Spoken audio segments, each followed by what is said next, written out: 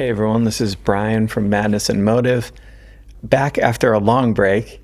I'm going to start doing some trial day recaps for the Kouri Richins case. I'm going to try to keep up with it every day. If you're interested in getting caught up on day one of this trial, I think this is going to be the perfect video for you. I'm going to walk you through a page that I built on my new website, madnessandmotive.com. Quick background, here's who we're dealing with. Kouri Richins is the defendant, and Eric Richins, unfortunately, is the victim. Kouri is a Utah mom. She was a house flipper for a career, and she is accused of murdering her husband, Eric, by fentanyl poisoning on March 3rd into 4th, kind of the middle of the night, those wee early hours, 2022. She's pled not guilty. Eric, Kouri's husband, was 39. He ran a successful stone masonry business. They unfortunately had 3 sons that have suffered unimaginable loss, and they were at home the night their dad died. Now, another character to be aware of is Josh Grossman. This is Kouri's boyfriend, so she was being unfaithful to Eric. They were exchanging love you texts on the night of Eric's death. A couple other folks to be aware of. Carmen Lauber, this is a house cleaner who purchased street pills at Kouri's request. So this is a key prosecution witness. And Kouri Richins Benson, that is Eric's sister. She was also his estate trustee, and she's probably the most significant witness of day one. So let's look at day one at a glance. Prosecution laid out their case. Some quick facts. Kouri was $4.5 million in debt. Her prenup made Eric's death far more valuable than divorce. A lot of people always ask the question, why not just divorce a person? But there was some financial issues going on here, and that's an important thing to know about the prenup. As I said before, she had a boyfriend who she was involved with. She was purchasing street pills through that housekeeper 2 weeks before Eric's death, and actually went back a second time, maybe even a third, and was asking for something stronger. Eric's autopsy found several times the lethal amount of fentanyl in his system. And Kouri deleted 2 months of phone data and also did a number of suspicious Google searches. One of them was luxury prisons for the rich in America. We'll get into more Google searches later on. Then the defense laid out their case. So one of their key points is no one can explain exactly how fentanyl got into Eric's body. There is no physical evidence of that. The death certificate still lists manner of death as unknown, and there were some cups inside the house from an establishment called the Moscow Mule that were never tested. The crime scene was never secured or searched. One of their key witnesses, that Carmen Lauber person, did change her story only after facing prison time, so that's important to know. And Eric's family actually spent nearly $100K on a private investigator to kind of dig up everything they could on Kouri. But as the defense lays it out, they didn't really find anything significant. So on day one, we had 4 witnesses: Eric's father, Gene, his sister, Katie, which we heard about, his brother-in-law, Clint, and one of the first responding deputies. This line here says the defense caught Sister Katie in a memory error. I didn't mean to use the word caught in like a negative way. It's not like she got busted on something. It's just she probably just remembered things wrong. But the defense did target that. Something happened during the pre-trial. The prosecution revealed that 3 images were accessed on Kouri's phone at 8:30 in the morning, and that is the morning that Eric was found dead. The exact moment the last officials left the house. Her kids were upstairs, and Actually, these images, at least the prosecution feels, are going to be pretty incriminating because it kind of shows a level of callousness. As her husband's body was being wheeled out of the house, she was kind of online looking at these images, and you'll hear more about those. So the prosecution's opening statement focused on a number of issues. So 7:22 on the night Eric died, Josh, the boyfriend, texts Kouri a picture of two people kissing with "love you." She responds, "love you" back. That evening, Kouri makes Eric a drink, brings it to the bedroom, then leaves the room. Now, at 3:06 in the morning, Kouri unlocks her phone. She does not call 911. This is thought to be right around the time where Eric died.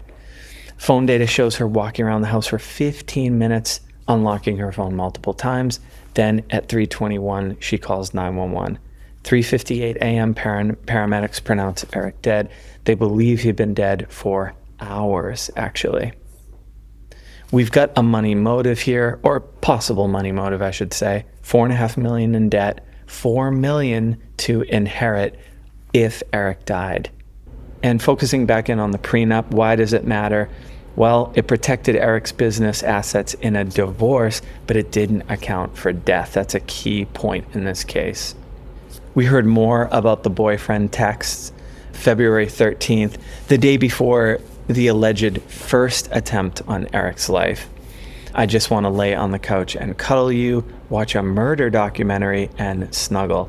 5 days after Valentine's Day, if he could just go away and you could just be here, life would be so perfect. A week before Eric's death, I have a crazy dream. You quit your job, I divorce, and come up with millions and millions." This is Kouri to Josh. Just over 2 weeks before Eric's death, she texts Josh a link to a luxury Caribbean resort. "Are we there yet?" About 5 weeks after his death, "I think I want you to be my husband one day." Now let's dig into that Valentine's Day, because that is considered the practice run, according to the prosecution. So through Carmen Lauber, Kouri purchased pills from a street dealer on February 11th. Then on Valentine's Day, she bought Eric a sandwich from a diner. She left it at home, drove an hour away to be with Josh. At 11:33 on that Valentine's Day, Eric texts, "I'm going to lay down for a bit. If I don't start getting better, I'm going to head to the hospital soon." His phone goes silent for 90 minutes in the middle of a busy workday. And when he comes back, he calls two friends, sounding quite confused and concerned, actually. Days later, Kouri asks Carmen for something stronger. So you can see the case the prosecution is starting to build. Then, on February 26th, Carmen bought pills from the same dealer, dropped them at one of Kouri's properties. Remember, she's a house flipper. The autopsy found several times the lethal amount of fentanyl in Eric's system, an extraordinary amount that was intentional, not accidental, according to prosecutors. 2 months of data were deleted from Kouri's phone. After getting a new phone, she does some Google searches, and this is what I had mentioned earlier. Let's look at some of these. Can cops uncover deleted messages iPhone? Can you delete everything off an old iPhone without actually having it? How to completely wipe an iPhone. Then 5 weeks later, police told Kouri Eric died of fentanyl.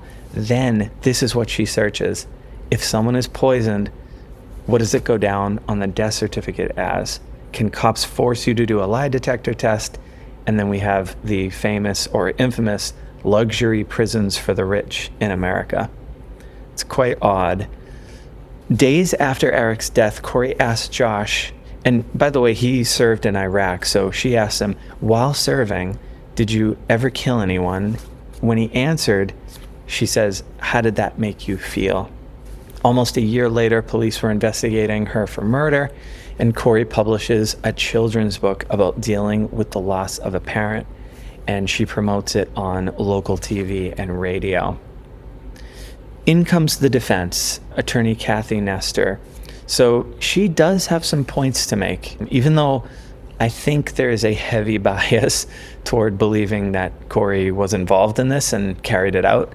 The defense does have some points to make, and we have to consider them because juries are different than the sentiment and the vibe on social media. So here's the defense's take on March 3rd. It was a night of celebration. Kouri was closing on the biggest deal of her career, and Eric's business reported $750K plus income in 2020, and it was going up. So he was doing quite well. A close friend is going to testify that they were the happiest together that he'd ever seen them. And they were taking celebratory shots. They drank from the Moscow Mule cups. They put the kids to bed. One child had night terrors, so Kouri slept in his room. At 10 p.m., Eric was on the phone with a friend sounding totally normal. Cups were actually left in the sink with liquid still in them.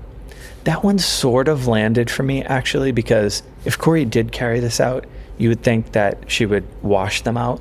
I'm not sure how they're going to prove that they were in the sink with liquid still in them, but we do know that nobody tested them, and also a cleaning lady put them in the dishwasher the next morning, which I think we'll see in a second.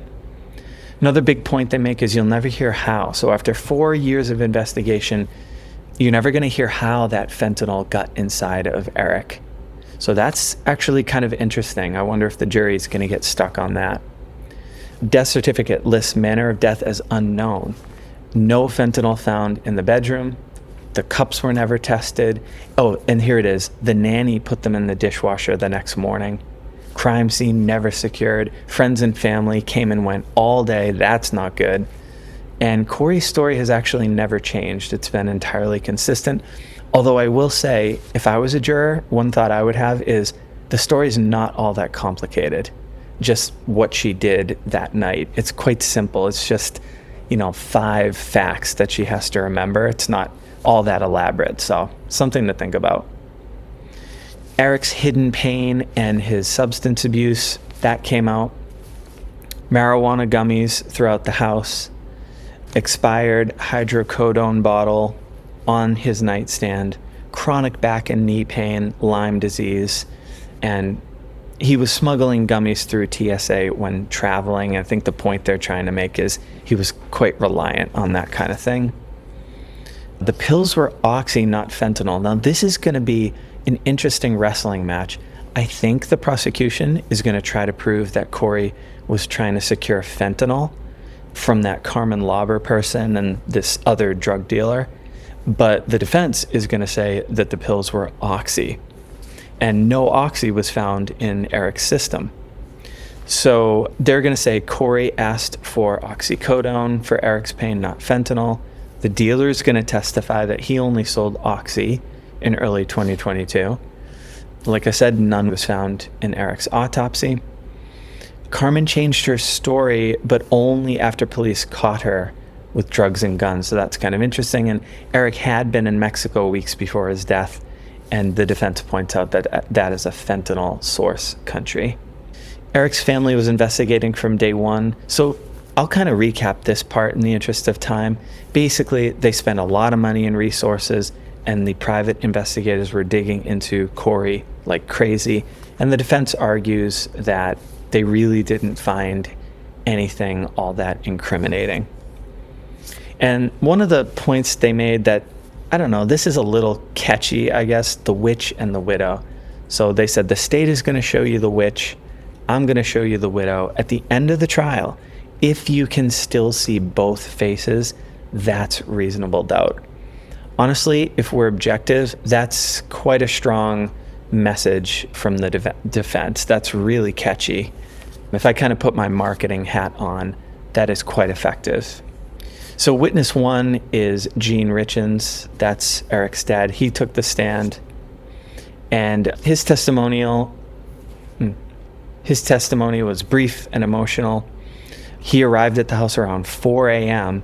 and doesn't remember Kouri saying much of anything. And the key moment really is before the autopsy results were released, Kouri called Gene and told him Eric died of the same thing Linda did. That's the mom. That's Eric's mom, Gene's late wife. She died of a fungal lung infection. Well, The sister, Katie, called the medical examiner's office, and they had never received a call from Kouri and hadn't released results yet. So that's just a strange thing to share with the dad. The legal context here is the judge actually limited this testimony, so the jury can consider it to understand what Jean did next, but not as proof that Kouri lied. This is a hearsay rule, and the court can't treat secondhand information as established fact. So kind of interesting. It's good information. It still hit the jury's ears, but they have to consider it in a very particular way. The defense didn't have any follow-up questions for the dad. The sister, Katie, she was the most important witness of the day. This was an interesting point that she made. Kouri closed a real estate deal the morning Eric died. Very strange. So she had said the boys didn't know their dad was dead for hours. Katie repeatedly asked Kouri to tell them. When she finally did, the 7-year-old, of course, was devastated. And Katie had to ask multiple times before Kouri would go console him, at least according to her. While Kouri was with Ashton, the 7-year-old, her brother's fiance came in to discuss a real estate closing. Kouri then immediately switched to business mode, according to Katie. She said to her, Katie to Kouri, "You can't tell me you're going to close on that Midway mansion when my brother just died." And Kouri responds, "Yeah, absolutely. He has nothing to do with it. The money's already gone through. It's all my business." That morning, Katie also watched Kouri take Eric's Apple Watch off Ashton's wrist, wipe everything off it, and hand it back. Kouri told Katie she planned to sell the house and already had a plan to run his business. There was also talk of a push to cremate, and we know obviously that would ruin any chances that fentanyl would be discovered in Eric's body. Now, while Katie did share some impactful things there, the defense did go after some things. For instance, Katie said that Kouri really didn't console her at all, but there's actually some footage apparently that can show she did. I think she knelt down with her and did console her. Katie had also said that Kouri was almost like done up a little bit, but the footage also shows Kouri was in pajamas with messy hair. She didn't have the put together appearance that Katie described. So they may have landed a few punches there in convincing the jury that maybe some of Katie's memories were a little inaccurate. Then we had Eric's brother-in-law, so this would be Katie's husband. He shared some information about a $250 loan that Eric did not know about. So this was all part of the suspicious financial activity on Kouri's part. Kouri, the prosecution will allege, and I think they can prove this, did some signature forging. And Eric did contact a divorce attorney. And that attorney recommended a trust lawyer who put Eric's assets under his sister's control. Eric decided not to divorce ultimately, and the defense made a point here. Both Eric and Kouri knew that that trust existed, and Kouri knew that she wasn't guaranteed to inherit anything. The defense did hammer him a little bit. One of the things he did in the house was check the thermostat, and they mentioned, you took the time to verify the room temperature, but you didn't verify the gummies, the drink cups, or the pills. So trying to put a little egg on his face in front of the jury on that one. Defense also pointed out that Kouri answered every question she was asked. She volunteered information, and she cooperated completely. Let's look at the day one scoreboard. Prosecution's strongest cards. So the texts with the boyfriend. Those are really powerful, and they, in my opinion, that's like half the motive. One half is money, the other half is this illicit affair. The 15-minute gap between finding Eric and calling 911 doesn't look great. The images that she was accessing on her phone as officials left with Eric's body definitely doesn't look good. We've got the $4.5 million in debt. We've got a dose of fentanyl that seems intentional and may well be considered that way by the jury. We've got a lot of incriminating Google searches. We've got Carmen Lauber, who she met with multiple times to get increasingly powerful drugs. I'm just not quite clear if it was oxy or fentanyl, so hopefully that can be proven.